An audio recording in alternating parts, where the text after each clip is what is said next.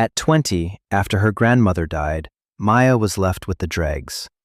Her mother, Brenda, and her Aunt Carol, moving through the house with the swift, unsentimental efficiency of vultures, had seized everything of obvious value. They took the antique cherry wood furniture, they took the silver, they took the signed first edition books, and they took the small, authenticated landscape painting that had hung over the mantel for 50 years.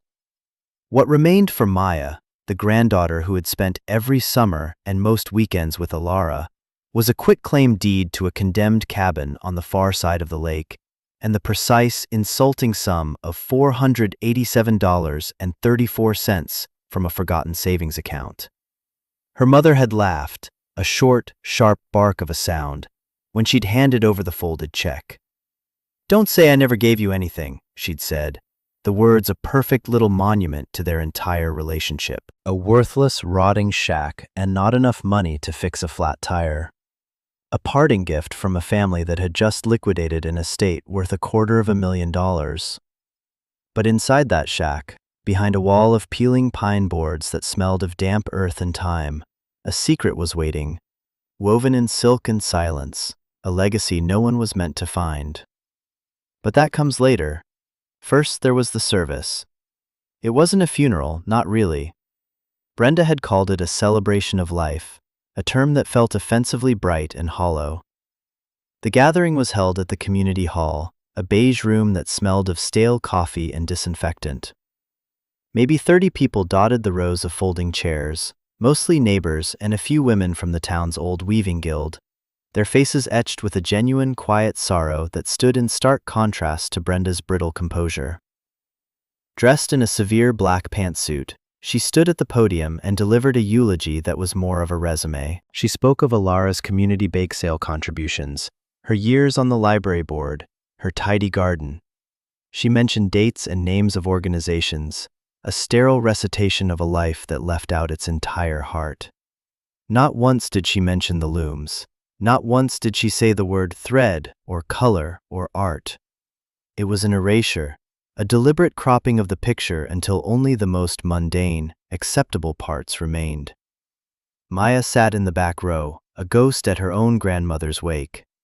In her pocket, her fingers traced the familiar contours of a small, smooth river stone, worn satiny from years of use. It was one of Alara's loom weights, with a single, perfectly drilled hole through its center. Her grandmother had a basket of them, each one found on the lake shore, each one chosen for its balance and feel. "A good weight knows its job," Alara used to say. "It holds the tension. It doesn't fight the thread." Maya had slipped this one from the basket that morning, a small, secret theft from a house that was no longer hers. It felt solid and real in her hand, a tangible piece of the woman Brenda was trying to bury under a landslide of pleasantries. After the short service, as people milled around awkwardly with paper plates of cookies, the weavers sought Maya out. They were older women, their hands gnarled but strong, their eyes kind. One of them, a woman named Agnes with a soft, flowery face, took Maya's hand. "Your grandmother was a master, dear," she said, her voice thick with unshed tears. "A true master of color. She could see things in the world the rest of us just walked past." Another named Clara nodded, her silver hair pulled back in a tight bun. "A thread whisperer, that's what we called her. We missed her so much at the guild meetings. She just stopped coming. Years ago now." She glanced over at Brenda, who was laughing sharply with the funeral director. The glance was fleeting, but it was filled with a world of unspoken meaning. It was the first clue Maya had that Alara's isolation in her final years hadn't been entirely her own choice. Brenda spotted her then and strode over, her heels clicking on the linoleum. Her smile was a thin, painted line.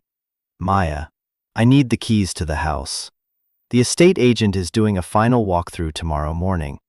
There was no, "How are you holding up?" no pretense of shared grief. Just the demand. Business. Maya pulled the single, worn brass key from her pocket. The key Alara had given her when she was 12, the one that meant, "This is your home too." She dropped it into her mother's outstretched palm. It made a small, lonely sound. Good, Brenda said, closing her fist around it. The lawyer will be in touch about the, other property. She said property as if it were a contagion.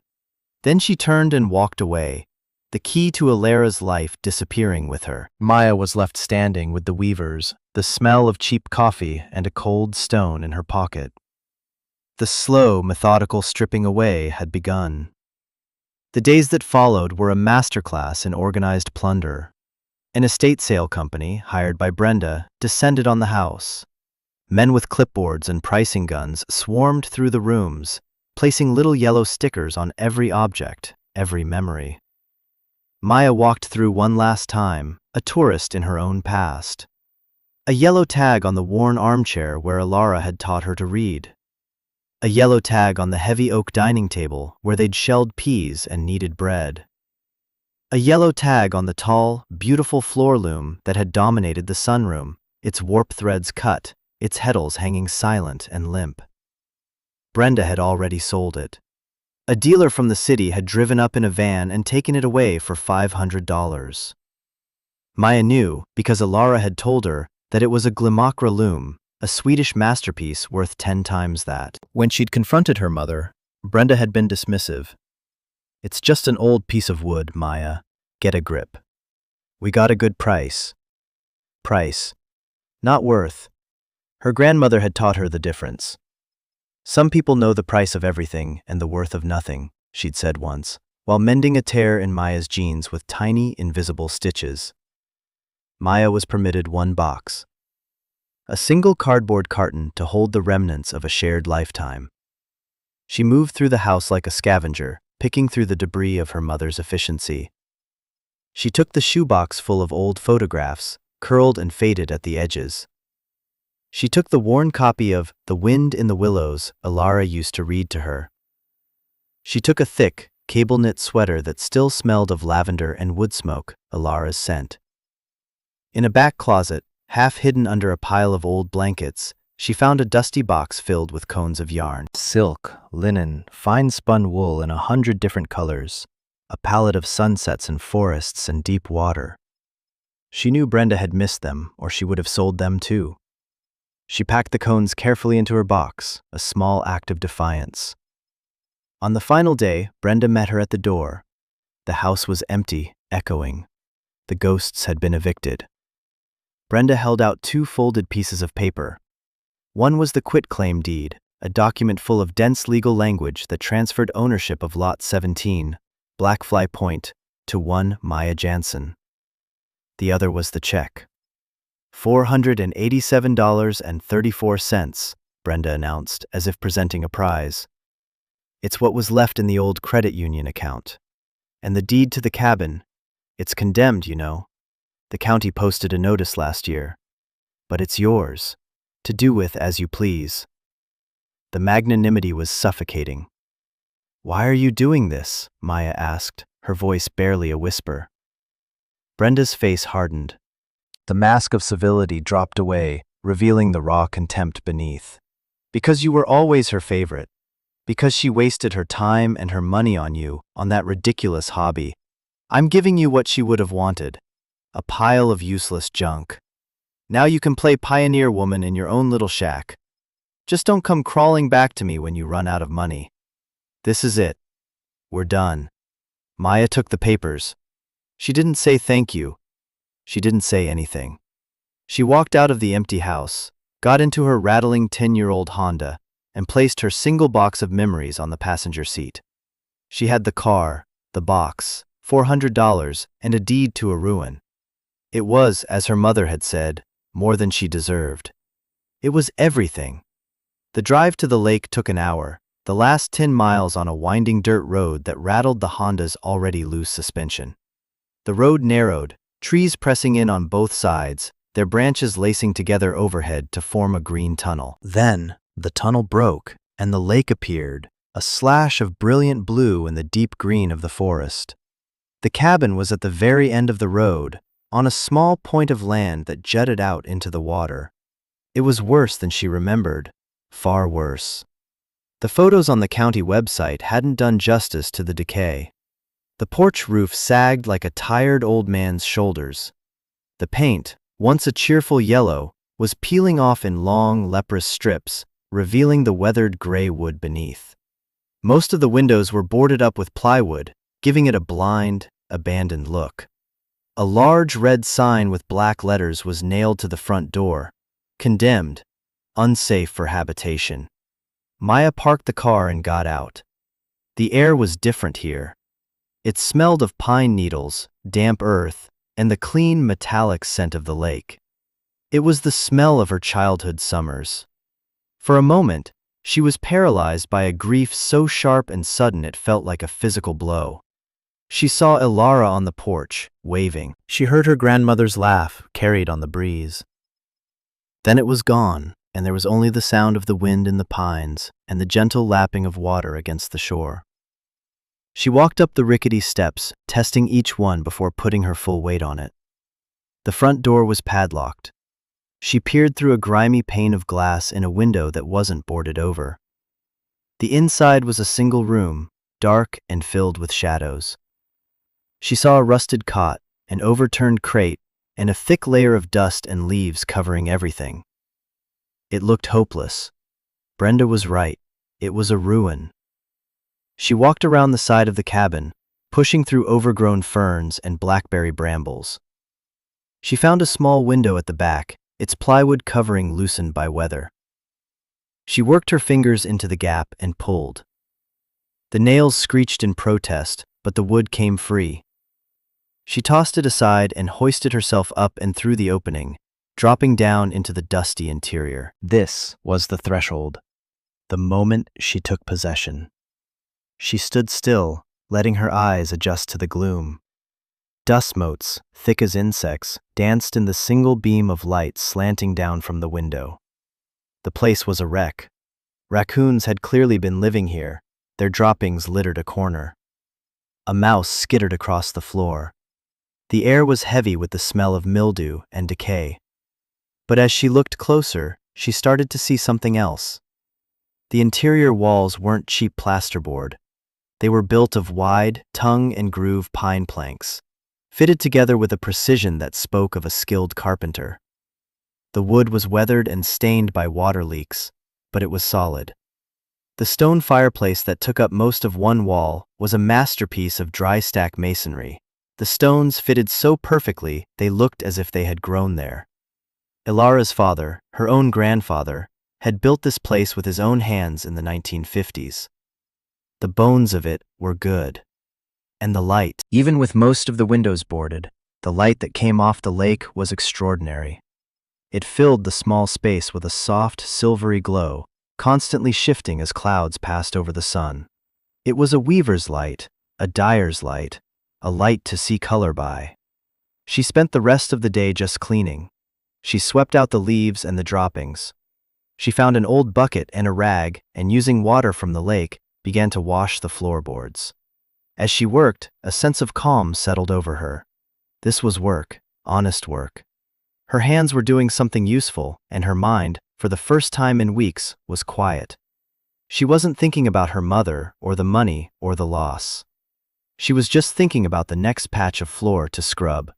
That night, she slept in her car.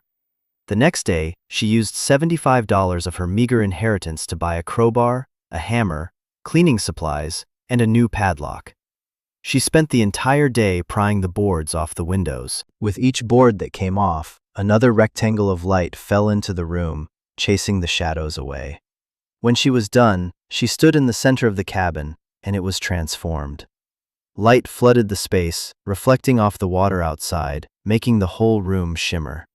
It was no longer a tomb, it was a lantern. It was on the third day that she found it. She was scrubbing the wall behind the rusted metal cot, trying to remove a dark water stain. As she pressed against the pine boards, one of them seemed to give slightly. She pushed again. It moved. Curious, she knocked on it. The sound was different from the rest of the wall. It was hollow. Her heart began to beat a little faster. She ran her fingers along the edges of the boards, searching for a seam, a latch, anything. She found a small knot in one of the planks that looked darker than the others. She pressed it. Nothing. She tried to turn it.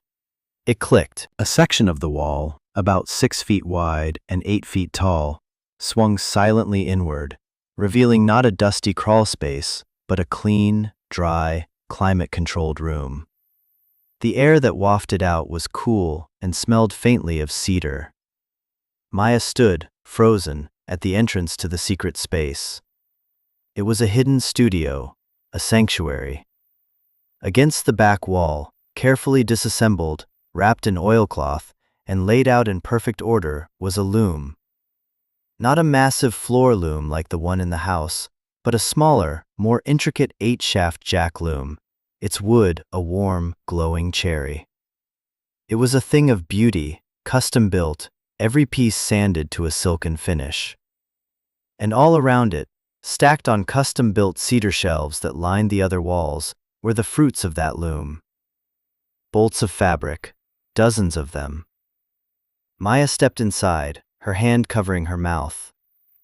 She reached out and touched the nearest bolt. It was a blanket, woven in a complex double-weave pattern. The colors were breathtaking, a subtle gradation of blues and grays and purples that perfectly captured the look of the lake at twilight. The wool was so fine, it felt like cashmere. She moved down the shelves, running her hands over the stacks. There were tapestries depicting scenes from the woods around the cabin, a deer drinking from a stream, a great horned owl perched on a pine branch, its eyes seeming to watch her. There was yardage for clothing, in silks and linens, in patterns so intricate they made her dizzy. There were scarves and shawls, each one a unique work of art. This was her grandmother's real work. The work she had done in secret, after she had stopped going to the guild, after she had retreated from the world. This was her heart work, hidden away from the grasping hands and dismissive words of her own daughter. It was a treasure trove, not of gold, but of time and skill and love. All the love that had been rejected from the main house had found a home here, in thread. Hucked into a small compartment built into the loom's bench, she found the journals. There were 5 of them, simple black and white composition books, their pages filled with Ilara's elegant, slanted script. Maya sat down on the floor of the hidden room, the cool air raising goosebumps on her arms, and began to read. The first journal started 8 years ago. The early entries were technical, filled with notes on dye recipes, sketches of weaving drafts, and calculations for warp chains. Ilara documented her experiments with local plants, the brilliant clear yellow she got from goldenrod, the deep, earthy brown from black walnuts, the soft green from Queen Anne's lace. Maya could almost hear her grandmother's voice in the precise, methodical descriptions. But as the pages turned, the entries became more personal. The journals became a confidant, a place for Ilara to put the thoughts she could no longer speak aloud. October 12th. Brenda came by today. She wants me to sign some papers. Something about the house, an equity line. She says it's just a formality, to help her with her business. I don't understand these things. When I asked her to explain it, she got angry, said I didn't trust her. It's not about trust, it's about, I don't know, a feeling, a cold feeling. November 5th. I brought the little loom out to the cabin today. It felt like smuggling. Ridiculous, to feel like a criminal for wanting to do my own work in my own space. But the house doesn't feel like my own space anymore. It feels like hers. She walks through it like she's already measuring for new curtains. January 20th. The first piece from the cabin loom is done. A small shawl, the color of winter sky. I feel like myself again when I'm here. The sound of the shuttles, the feel of the thread passing through my fingers. This is where I live now. The other place is just where I sleep. Maya felt a hot surge of anger, followed by a wave of profound sadness. Her grandmother had been living a double life, retreating to this secret sanctuary to preserve the part of herself her own daughter was trying to suffocate. She found the aphorism she had heard so many times as a child, written in the margin of a particularly complex draft. The thread knows the way, you just have to hold the tension. Ilara had been holding the tension for years between her daughter's demands and her own soul's needs. Flipping through to the most recent journal, the one Ilara must have been writing in just before she died, Maya found entries about herself. May 3rd, Maya called. Her voice was like a drink of cool water. She asked about my weaving. She always asks. She's the only one who sees. I pray she finds this place someday. I'm making it all for her. A dowry of my own making. Something Brenda can't touch, can't sell, can't understand. June 17th. Finished the owl tapestry. His eyes followed me around the room as I wove them. It's for Maya's wall. I hope she has a wall of her own to hang it on. I hope she has a home. Tears streamed down Maya's face, dripping onto the page. She wiped them away quickly, not wanting to smudge the ink. This wasn't just a collection of weavings. It was a testament. It was a letter. It was an inheritance of love, disguised as a pile of rotten wood. She was sitting in the middle of her grandmother's heart. She spent the next few days in a daze of discovery. She carefully unstacked every piece, unfolding them in the main room of the cabin, letting them breathe. The single room was transformed into a gallery of impossible color and texture. The sheer volume of the work was staggering. Years and years of secret, dedicated labor. On the 5th morning, as she was sitting on the porch steps drinking instant coffee, a figure emerged from the trees down the shoreline. It was an old man, thin and wiry, with a kind, weathered face. He was carrying a silver thermos. "Figured you might be tired of that instant stuff," he said, his voice a gravelly rumble. He stopped at the bottom of the steps. "I'm Bill Henderson. Lived next door for 40 years. He gestured with his chin toward a small, neat A-frame cabin barely visible through the pines. "Maya Jansen," she said. "Ilara's granddaughter." "I know who you are," he said, a gentle smile crinkling the corners of his eyes. "She talked about you all the time. Said you had the hands of a maker." He unscrewed the cup from his thermos and poured a stream of fragrant, dark coffee into it. "She was a good friend. I missed her when she stopped coming out." "She didn't stop," Maya said quietly. "She was here all along, in secret." She led him inside. He stopped dead in the doorway, his eyes wide. He stared at the bolts of fabric, the tapestries draped over the cot and crates. He let out a long, low whistle. "Good Lord," he whispered. "I knew she tinkered out here. She called it her shed. I had no idea." He walked around the room, touching the weavings with a reverent hand. "She was an artist, your grandmother, a real artist." From that day on, Bill Henderson became her guardian. He showed her how to patch the leaky roof. He helped her reset a loose stone in the fireplace. He told her stories about her grandmother, filling in the gaps of the years she'd been away at college. He told her about the one-eyed calico cat that had been Ilara's constant companion at the cabin, a feral creature she had patiently tamed. 2 days later, the cat appeared. A scruffy, tough-looking animal with a torn ear and one watchful green eye. It sat at the edge of the woods and stared at Maya. She put out a saucer of milk she'd bought on a supply run. The cat ignored it. The next day, she sat on the porch and spoke to it, her voice low and calm. It crept closer. By the end of the week, it was sleeping at the foot of her sleeping bag. A rumbling, furry engine of trust. Bill called him Patches. He was a piece of Ilara's secret life, come to claim her. Word travels fast in a small town, especially when it's carried by the members of the Weaving Guild. Agnes and Clara, hearing from the clerk at the hardware store that Maya had been buying supplies for the cabin, drove out one afternoon, their car loaded with casseroles and bags of groceries. Like Bill, they were stunned into silence by the secret collection. They walked through the cabin with the hushed reverence of people in a cathedral. Clara held a silk scarf to her cheek, her eyes closed. "The hand on this," she murmured. "It's perfect. Absolutely perfect." Agnes examined the loom in the hidden room. "She built this herself, didn't she? With her father's tools. Look at these joints." She was more than a weaver. She was a master craftswoman. They didn't just bring food, They brought help. They came back the next day with 2 other members of the guild. They spent the entire day helping Maya catalog the collection, measuring and photographing each piece. They showed her how to reassemble the cherry loom, their expert hands moving with a lifetime of practice. As they worked, they told more stories, painting a portrait of the vibrant, brilliant woman Alara had been before Brenda's shadow had fallen over her.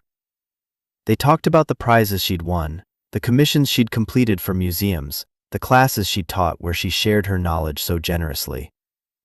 They were reassembling not just the loom, but Alara herself. They were giving Maya the version of her grandmother that her mother had tried to erase. That night, alone in the quiet cabin with Patches purring beside her, Maya returned to the journals. She was near the end of the last one. The entries were shorter, the handwriting a little shakier. She found the source of the wound, the real reason for the schism between mother and daughter. August 14th. A bad day. A memory surfaced, sharp as a shard of glass. I was thinking about the big commission, the altar cloth for the cathedral downtown, the one that would have made my career. I was 35. Brenda was 16. She was angry with me about something, some teenage drama, a party I wouldn't let her go to. I came into the studio, and she was standing there, a bottle of ink in her hand. She'd poured it all over the loom, all over 6 months of work. She didn't say a word, just looked at me with such hatred. It wasn't just the piece she destroyed that day. It was something between us, something that never healed. Maya closed the journal, a sick feeling in the pit of her stomach. She remembered the story, vaguely. Alara had told her the piece had been ruined in a studio flood. A lie. A mother's lie to protect a daughter who didn't deserve it. It wasn't just that Brenda didn't value the craft. She actively hated it. She saw it as a rival, a thief that stole her mother's love and attention, and she had spent her adult life punishing Alara for it. The entries from the final year confirmed her worst fears about the reverse mortgage. February 9th. Another letter from the bank. Brenda isn't making the payments. She said the business was just having a slow quarter. But this is the 3rd notice. They use words like default and foreclosure. She just smiles and tells me not to worry my pretty little head about it. I feel like a prisoner in my own home. March 22nd. I understand now. She's not trying to save the business. She's just bleeding the house dry, waiting for me to die so she can sell it and walk away. The house my father built.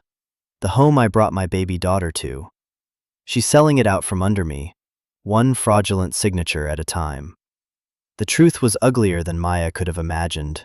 It wasn't neglect. It was a long, slow, calculated act of theft. Financial elder abuse. A crime. A week later, the shiny black SUV came down the dirt road, kicking up a plume of dust. Brenda. Maya was on the porch, sanding a piece of the railing Bill had helped her replace. She watched the car pull up and her mother get out, wearing sunglasses and an expensive-looking linen dress. She looked completely out of place in the rustic setting. "My God," Brenda said, looking at the cabin. "It's even worse than I thought. What have you been doing here? Camping?" "I'm fixing it," Maya said, her voice even. She didn't stand up. "You're wasting your time," Brenda said, stepping onto the porch and immediately wrinkling her nose at the dust on her shoes. "I actually came to help you. I've had an offer on this land. The whole point is being bought up by a developer. They're putting in a resort." Maya looked out at the pristine shoreline, the ancient pines. The thought of a resort here was obscene. "I'm not selling." Brenda sighed, a theatrical display of exhausted patience. "Maya, be realistic. The county has condemned this place. They're going to tear it down anyway. The developer is willing to pay $5,000 for the lot, just to avoid the legal hassle. I'm telling you, it's a gift. You'd be a fool not to take it." She pulled a checkbook and a pen from her purse. $5,000? Maya said, looking not at her mother, but at her mother's expensive car, her designer handbag. She thought of the journals, the fear and pain in her grandmother's elegant script. "It's more than this dump is worth," Brenda snapped. her voice losing its syrupy edge. "I'm trying to do you a favor." "No, you're not," Maya said, finally looking up, meeting her mother's eyes behind the dark glasses. "You heard I was here. You heard I found something. You don't know what it is, but you can't stand the thought of me having anything that was hers. So you invented a developer to try and scare me out." Brenda's face went pale. "That's ridiculous. You've been out here too long. The black flies have gotten to your brain. There's no developer, is there, Mom?" Maya's voice was quiet, but it cut through the air like a blade. Just like there was no studio flood. Brenda flinched, a tiny, almost imperceptible movement. But Maya saw it. It was a direct hit. Her mother took a step back, her composure cracking. "I don't know what you're talking about," she stammered. "I do," Maya said. "I know everything." Brenda stared at her for a long moment, her mouth a thin, hard line. Then she turned without another word, got back in her SUV, and sped away, leaving Maya in a cloud of dust and the ringing silence of a truth finally spoken. And here, you might think, is where the girl crumbles. Where the money and the threats and the exhaustion win. Where she takes the $5,000 because it's more money than she's ever had, and walks away because fighting your own mother is a lonely, soul-destroying war. But you would be underestimating the quiet strength forged in loneliness, the steel that sets in a spine that has had to hold itself upright for years. The reckoning was coming, and it's the part worth waiting for. That night, Maya couldn't sleep. Her mother's visit had left a toxic residue in the air, a feeling of being hunted. She lit a lantern and opened the last journal again, needing to feel her grandmother's presence. She turned to the final entry, dated just 2 days before Alara's stroke. July 15th. "I'm almost done. The big one. The Founders' Day piece. I haven't entered the competition in 15 years. Brenda always made me feel it was unseemly, a silly hobby. But this year, I'm entering. Even if I'm not there to see it. I've written a letter to be read if I win. Just a few lines, to explain my retirement, to dedicate the piece to the town, and to the lake that has given me all my colors. Maybe Maya will be there to hear it. I'm weaving our history into it. The logging camps, the old steam ferry, the fire of 32. All the stories the old-timers tell. It's the most honest thing I've ever made. The thread knows the way. I just have to hold the tension." Maya's breath caught in her throat. The Founders' Day celebration. It was next Saturday. She went into the secret room and looked through the stacks. At the very bottom of one pile, wrapped in clean white muslin, was a massive, rolled-up tapestry. She and Bill carefully unrolled it on the floor of the main room. It was a masterpiece. A work of staggering ambition and beauty. It was a narrative tapestry, nearly 10 feet long, depicting the history of the town and the lake. The detail was incredible. She could see the faces of the loggers, the smoke rising from the ferry's smokestack, the flicker of flames in the windows of the old town hall. The colors were rich and deep, the colors of the earth and water and sky. It was her grandmother's magnum opus. And it wasn't finished. The last section, depicting the modern town, was only half woven. The warp threads hung empty and waiting on one end. Maya looked closer. On the loom bench, she found the design cartoon for the final section, and all the yarns, dyed and wound onto shuttles, ready to be woven. Alara had left her a map. This was the crossroads. She could sell the collection piece by piece to collectors in the city. She could make a lot of money, enough to live on for years, enough to walk away and never look back. Or she could finish it. She could fulfill her grandmother's last wish. She could carry the tapestry into the center of town and show everyone what Brenda had tried to hide, what she had tried to destroy. She could reveal the truth, not with accusations, but with beauty. She picked up one of the shuttles. The smooth, polished wood felt familiar in her hand. She sat down at the loom. She looked at her grandmother's work, at the thousands of perfect, tiny stitches. She thought of her mother's face, twisted with a lifetime of jealousy. She thought of Alara, alone in this cabin, weaving her truth into the threads. The thread knows the way. You just have to hold the tension. She knew what she had to do. She took a deep breath and she began to weave. The week leading up to Founders Day was a blur of focused, intense work. Maya wove from sunup to sundown, the rhythmic thump of the beater and the whisper of the shuttle filling the small cabin. It was as if her grandmother were guiding her hands.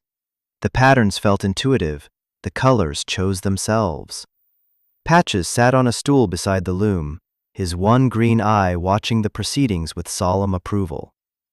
Bill and the Weavers' Guild became her support crew. Bill brought her meals, kept her thermos filled with strong coffee, and rigged up better lighting so she could work into the night. Agnes and Clara came every day, sitting quietly nearby, winding bobbins and offering quiet words of encouragement. They were bearing witness, standing guard. They knew this was more than just finishing a weaving. It was an act of justice.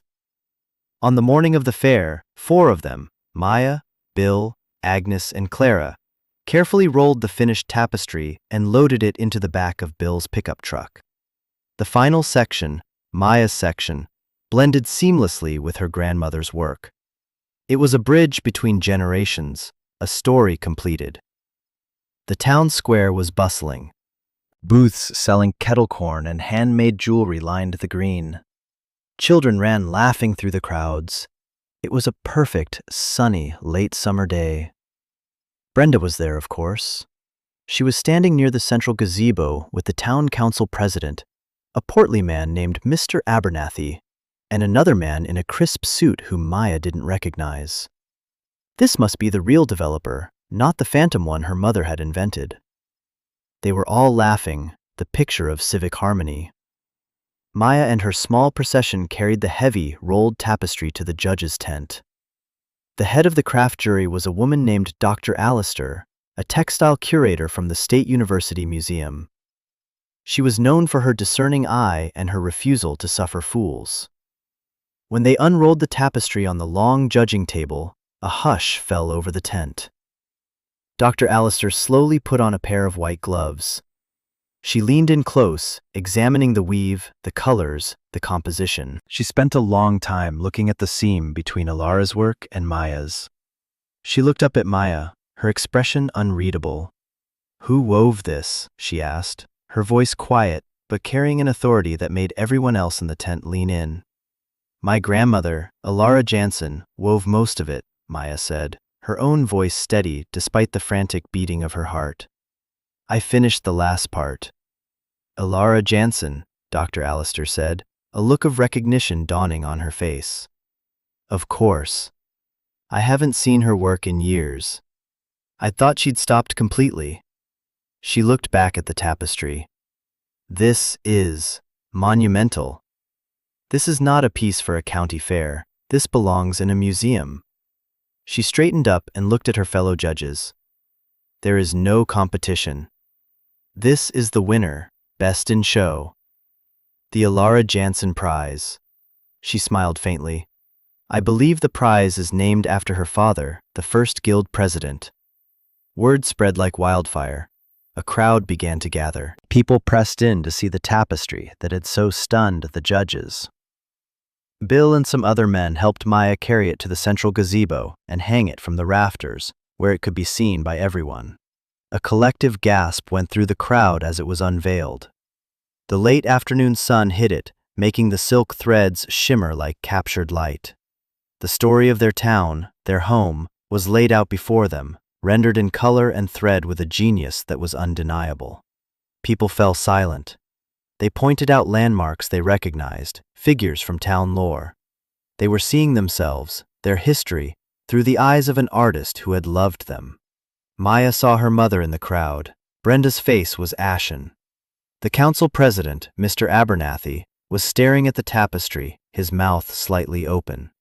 The developer was frowning, looking from the tapestry to Brenda with a look of dawning suspicion.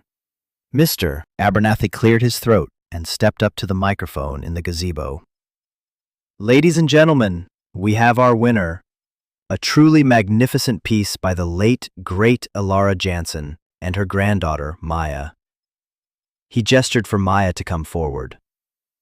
Maya walked to the podium, her hands trembling slightly.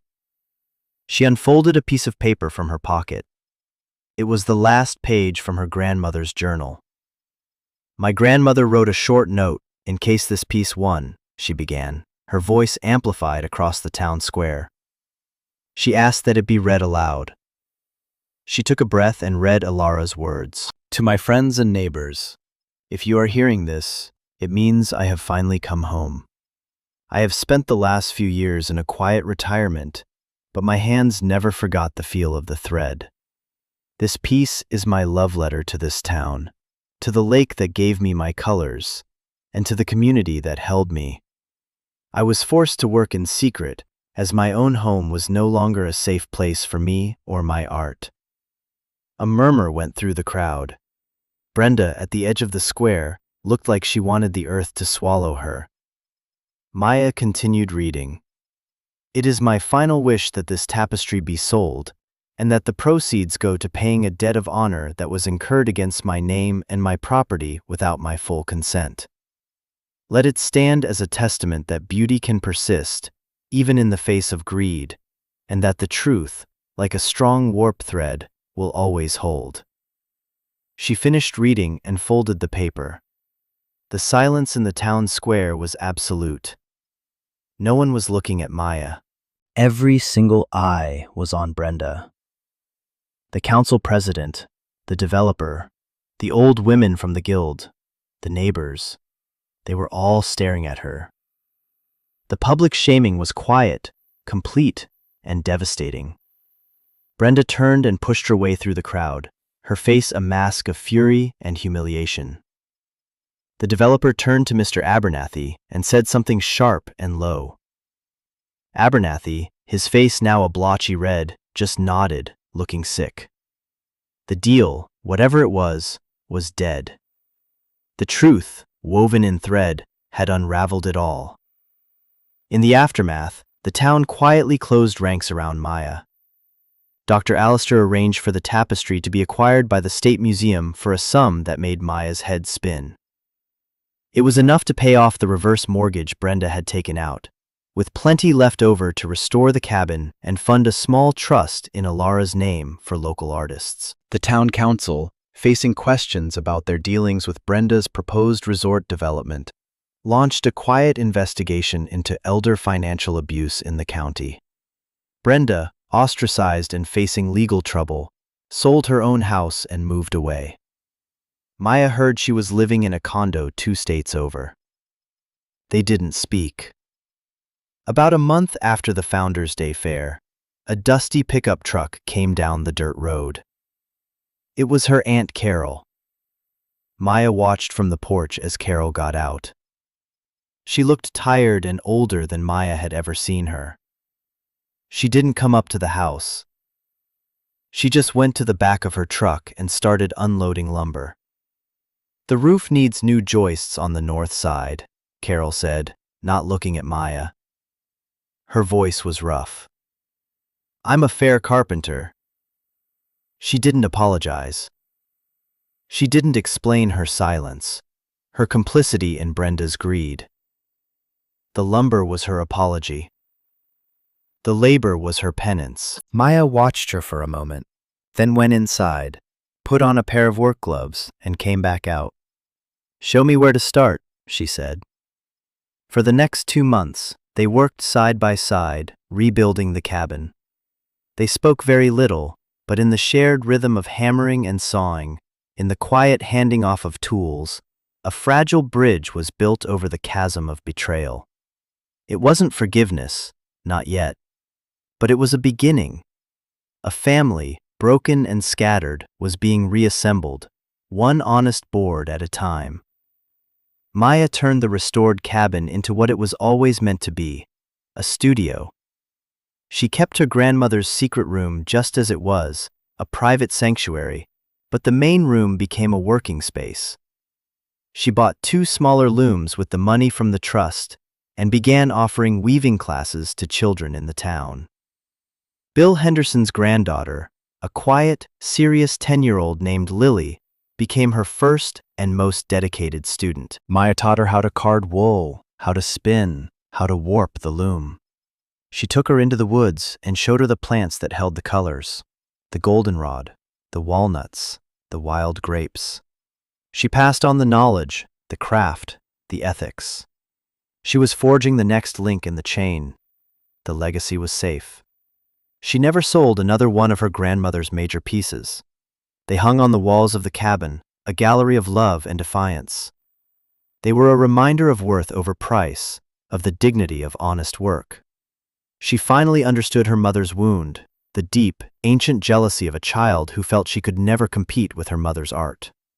She couldn't excuse the cruelty, but seeing its source softened the anger into a kind of weary pity. It allowed her to move on, free from the bitterness that had poisoned her mother's life. Dusk settled over the lake, turning the water to a sheet of hammered pewter, then rose gold, then deep violet. The light from the cabin window spilled out onto the porch, illuminating the loom inside, its fresh warp threads glowing like a promise. Maya sat on the top step, the one she and Carol had rebuilt together. The one-eyed cat, Patches, was a warm, purring weight in her lap. In her hand, she held the smooth, cool stone, the loom weight that had started it all. She looked out over the water, at the colors her grandmother had loved, the colors she had captured, the colors she had passed on. Life was continuing, on honest terms. She held the stone, feeling its perfect, steady weight, and whispered the words into the quiet evening air. The thread knows the way,